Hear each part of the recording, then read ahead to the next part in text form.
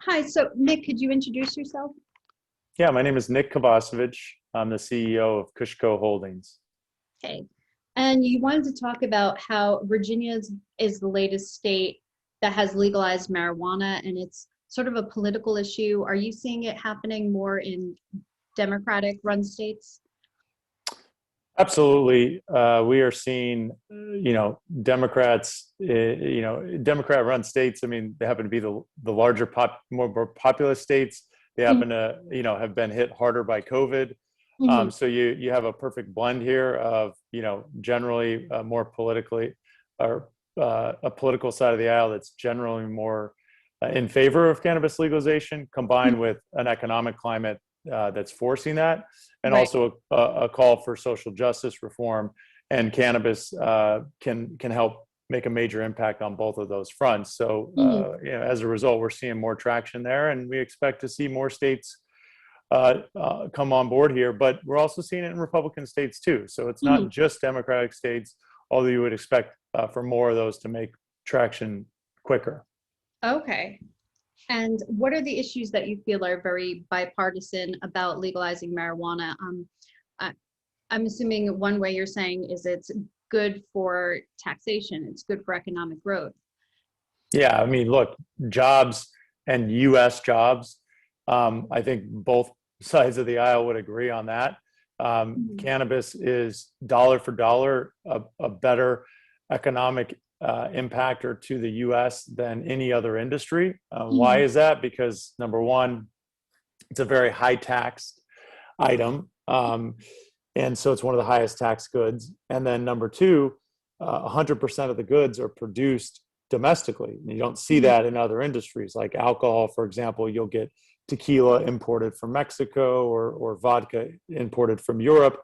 Mhm. You don't have that with cannabis. 100% US grown. And so the jobs created to grow those products and to sell those products are therefore 100% US jobs. Right. So that's obviously a key incentive. Another reason, just I think both sides can certainly agree that adults should have freedom to Mhm. choose what they want. And it's not like cannabis isn't available. And I've told this to very prominent Republican leaders Mhm. in states that are draconian when it comes to cannabis. It's still available in your state.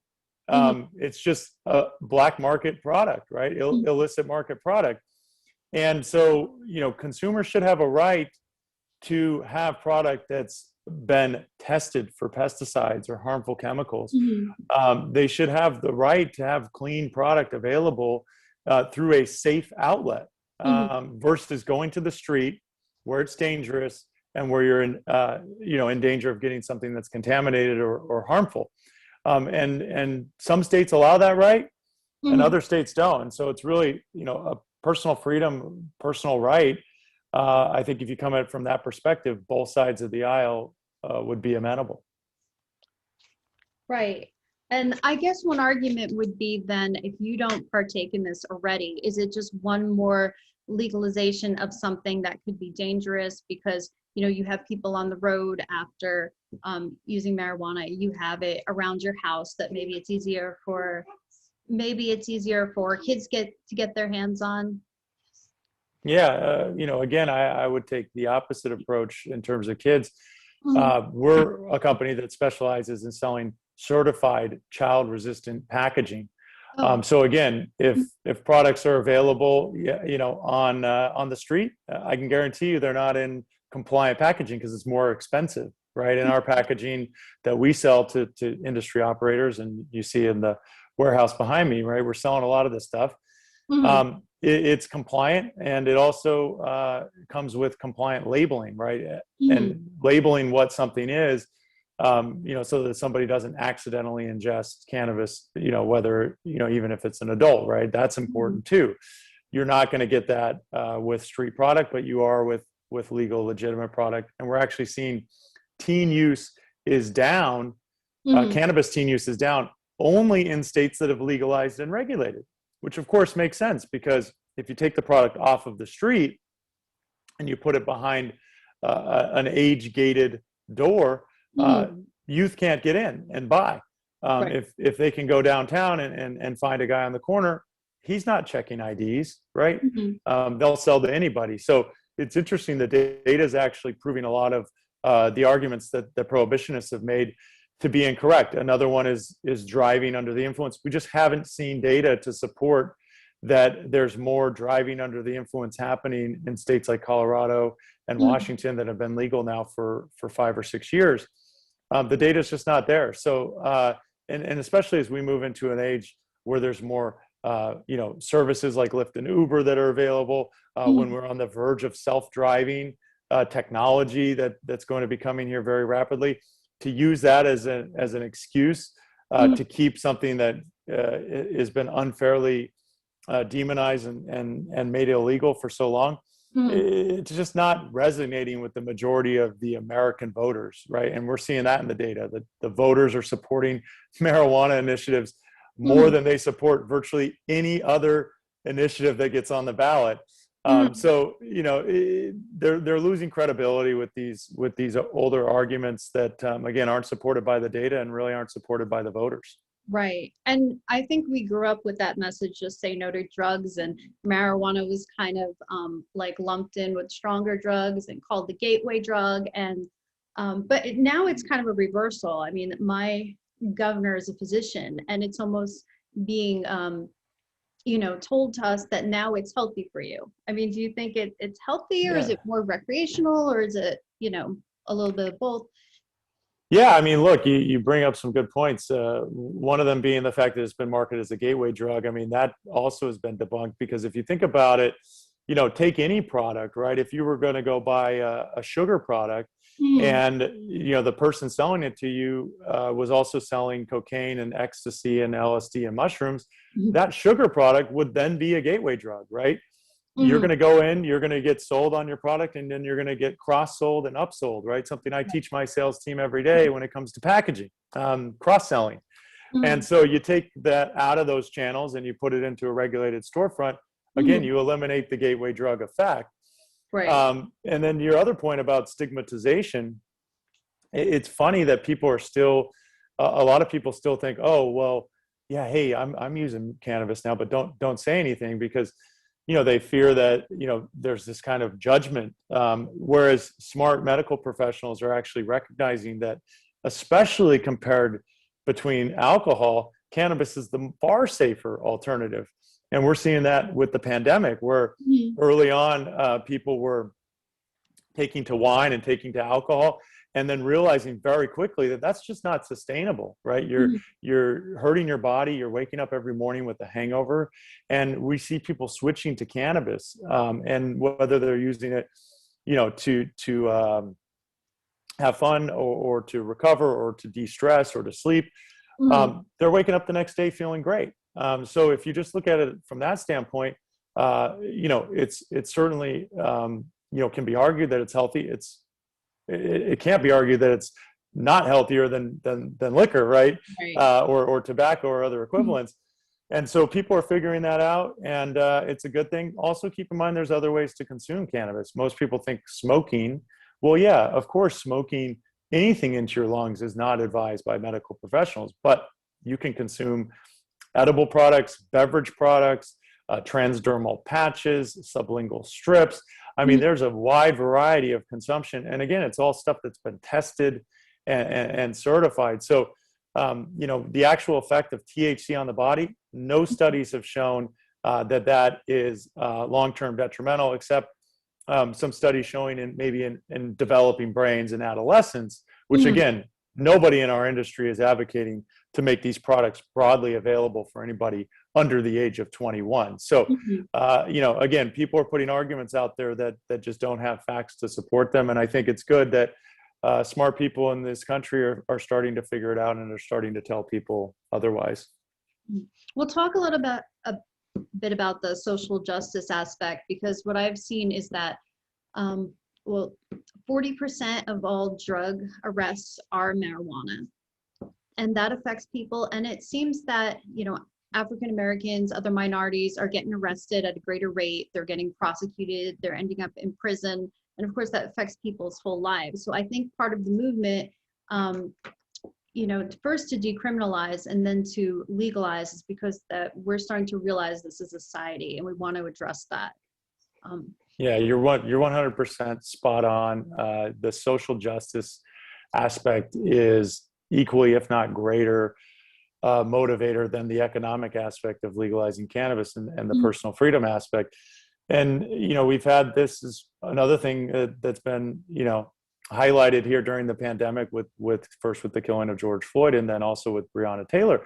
And that one's interesting too, because John Oliver just did a great segment on drug raids, which happen to be 60% of all raids are due to drug suspicion. Right. And we had a situation with Breonna Taylor where a no-knock warrant, they busted in and it turned deadly. That happens all the time.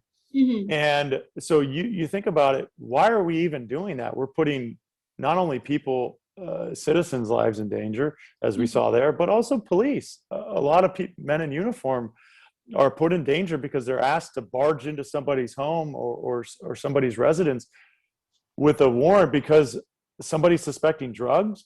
I mean, is that really worth the cost that it brings? Arrests. Black people are 3 times more likely to be arrested for marijuana nationally. And you go to a state like Kentucky, and that number is as high as 10 times more likely, despite similar usage rates. And so, I think people have figured out that this war on drugs, and certainly when it comes to marijuana, is systemically racist. And we are disproportionately hurting people of color and Black people. And like you said, it then goes on their record. And so even if it is a minor thing, it's something that prevents them from getting employment. And if it's a felony, prevents them from voting and putting people in office that are going to create change. And so I think people are figuring this out and they're wanting change. And we're seeing governors step up and do it. The governor of Illinois has done a great job, Pritzker, of expunging records. We're seeing California do the same thing, and Governor Newsom has been a big advocate for legalizing cannabis. You're going to see more of that, and people want this done at the federal level, and that's what people are waiting for, and we're hopeful it'll happen under the Democratic leadership that we now have in office. But you're still going to have Republicans in the Senate try to block this major cannabis reform. And, the arguments are getting silly at this point as to why you would want to do that. I mean, do you think a lot of it's just an old-fashioned mindset? Republicans tend to have older voters. I hope it's not the fact that maybe it's institutionalized racism or not wanting to include, people, especially people of color, to vote, to have that deterrent. I think that would be horrible, but exactly. I agree. I mean, I hope that's not the case, but when you look at, what arguments they can stand on outside of that, it's hard not to think that that is the case. And we know now that, Republicans clearly want to make it harder for people to vote. And so you think of, particularly Black people who tend to skew Democratic when it comes to voting. They're disproportionately being targeted for drug crimes and losing their right to vote. I don't know, you put the 2 and 2 together and you come to some pretty horrifying conclusions, but I'm not going to make those allegations. Let's say that it is just a draconian viewpoint, thinking that maybe marijuana is more harmful than it really is. And then again, that leads me to say, why are we not allowing more research, right? Research was severely restricted under Attorney General Jeff Sessions, also under Attorney General Bill Barr. So now that we have a new AG, we do expect research to open up. So if you're questioning this because of health, then you should be advocating for more research. And we just don't hear that coming from the majority of the Republican politicians. Now, I will say this, it also tends to be more of a generational thing. And you take people that are certainly far on the Republican side of the aisle, Congressman Matt Gaetz, who I happen to be friends with, and we have a great relationship. And he's on the right side of this cannabis issue. And when I talk to him, he is telling me that it's really more of a generational thing. And there are, in fact, a lot of younger Republican politicians that support cannabis reform. And they actually embrace the social equity side of this. Congressman Matt Gaetz was a part of getting the bill done in Florida that called for really strong social equity components to the licensing. So, we can't make blanket statements, and we can't put everybody into this bucket. And I think that, we'll see more and more Republicans, especially the younger Republicans, on the right side of this issue and pushing for things that you would normally associate with the Democratic Party. So that's great to see, and we need to see more of that. Right. And as the generations get older and older, because it was the boomers who kind of were, the first ones to do this, I think, widespread. They were the hippie generation and, the rock and roll generation. So I think a lot of people are kind of used to this. Do you think there's any social benefits? Does if people replace drinking alcohol with, either smoking weed or edibles, however they want to partake, do you find that other things go down, like violence in society? Is there really like a laid back lifestyle that goes with marijuana use? Yeah, I mean, I think there's a lot that comes with that. Number one, I mean, the taxpayer costs of, supporting medical problems caused by alcohol.